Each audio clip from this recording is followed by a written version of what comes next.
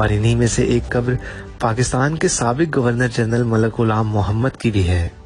अब यहाँ सवाल ये पैदा होता है कि मलक गुलाम मोहम्मद को मुसलमान होने के बावजूद क्रिश्चियंस के कब्रिस्तान में क्यों दफन किया गया। नाजरीन, मलक गुलाम मोहम्मद ने अंग्रेज सरकार से आज़ादी के बाद 15 अगस्त 1947 को बतौर पाकिस्तान के वजीर खजाना हल्फ उठाया और 19 अक्टूबर 1951 तक इस ओहदे पर बरकरार रहे। इसके बाद उन्होंने 17 अक्टूबर 1951 को बतौर गवर्नर जनरल पाकिस्तान ओहदा संभाला और 6 अक्टूबर 1955 तक इस ओहदे पर बरकरार रहे। मलक गुलाम मोहम्मद ने गवर्नर जनरल के ओहदे पर रहते हुए पाकिस्तान की तारीख में ऐसे फैसले किए जिन्होंने आने वाले सालों में मुल्क को शदीद मुश्किलात में धकेल दिया। अगर यूं कहा जाए कि इनका सियासी किरदार मुल्क के लिए नुकसानदेह साबित हुआ तो कुछ गलत ना होगा। खैर, ये एक तवील बहस है। इस वक्त मरकजी नुक्ता ये है कि मुसलमान होने के बावजूद मलक गुलाम मोहम्मद को गोरा कब्रिस्तान में क्यों दफन किया गया। नाजरीन, हुआ ये कि ब्लड प्रेशर, लकवे और फालिज के मरीज मलक गुलाम मोहम्मद 12 सितंबर 1956 को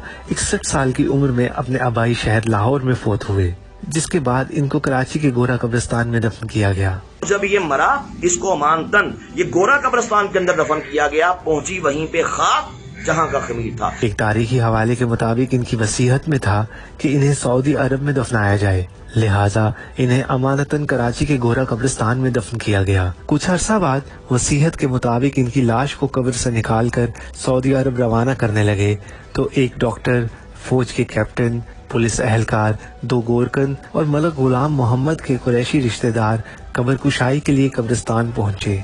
गोरकन ने जैसे ही कब्र खोदी और तख्ते हटाए तो ताबूत के गिर्द एक सांप चक्कर लगाता दिखाई दिया। गोरकन ने लाठी से इस सांप को मारने की कोशिश की मगर वो हर वार से बच गया। पुलिस के सब इंस्पेक्टर ने अपनी पिस्तौल से 6 गोलियां दाग दी मगर सांप को एक भी गोली न लगी। डॉक्टर की हदायत पर एक जहरीले स्प्रे का छिड़काव करके कब्र आर्जी तौर पर बंद कर दी गई। 2 घंटे के बाद जब कब्र दोबारा खोदी गई तो सांप उसी तेजी से कब्र पर चक्कर लगा रहा था।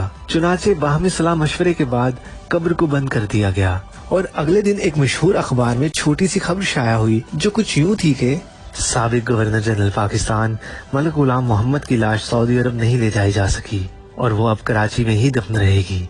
नाजरीन, मलक गुलाम मोहम्मद की लाश दुनिया में ही इबरत का निशान क्यों बनी और इन्हें मुसलमानों के कब्रिस्तान में जगह नसीब क्यों नहीं हुई।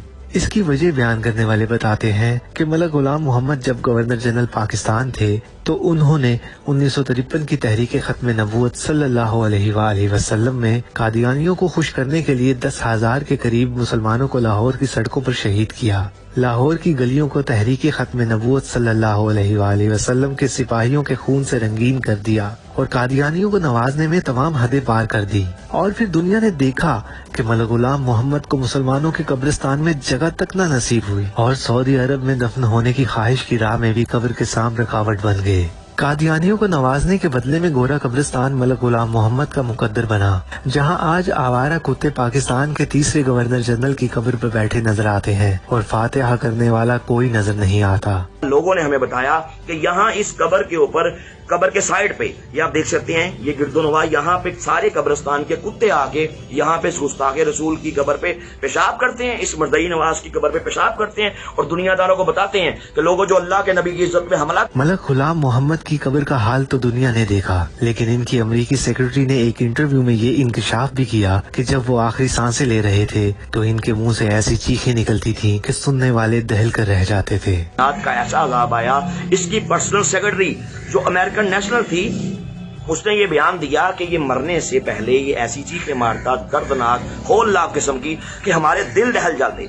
और जब ये मरा, इसके मुंह से और नीचे से दोनों रास्तों से नाजरीन गलाजत जारी थी। ये अल्लाह का इस बदबख्त पे, इस गुस्ताखे रसूल पे, मर्दई नवाज पे अजाब आया। नाजरीन, पाकिस्तान के तीसरे गवर्नर जनरल का इबरतनाक अंजाम आज के हुक्मरानों के लिए भी सबक है, जो गाहे बगाहे कादियानियों को नवाजने की कोशिश करते रहते हैं। अल्लाह अज़्ज़ वजल उम्मत मुसलमान को तमाम फितनों से महफूज फरमाए और फितना फैलाने वालों और इनके मददगारों को निस्त नाबूद फरमाए, आमीन।